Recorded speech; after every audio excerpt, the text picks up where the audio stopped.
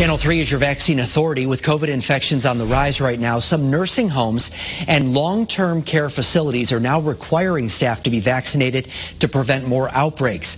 Our chief political reporter, Susan Raff, is joining us right now with more details on how this is making a difference. Susan? Mark, we saw that healthcare workers have been on the front line throughout the pandemic. Many got infected, and so did many patients, and some died. Hospitals and long-term care facilities are now adding an extra layer of protection. It was a close call at Vaccination Health Center in Wallingford. Last week, 14 patients and 5 staffers tested positive for COVID. Fortunately, everyone who was positive had already been vaccinated. This is an unprecedented novel virus, and there was a tool for us to combat it. Vaccination requires staff to be vaccinated. The last thing they want is another outbreak. Nursing homes across the state were devastated by the virus. It was extremely emotional for everyone.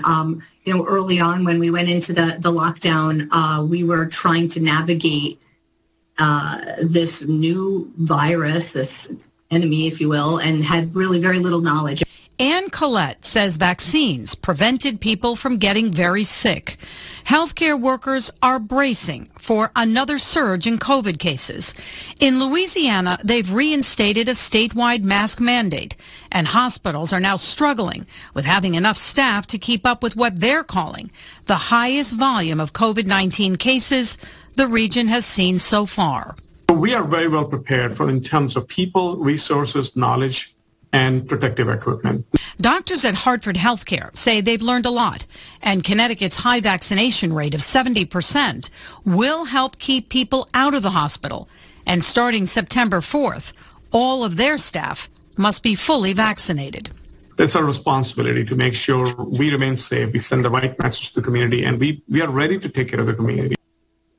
At this point, Governor Lamont is not planning to mandate that private businesses vaccinate to stop the spread of the virus. He says he hopes they do the right thing. Live in the newsroom, Susan Raff, Channel 3 Eyewitness.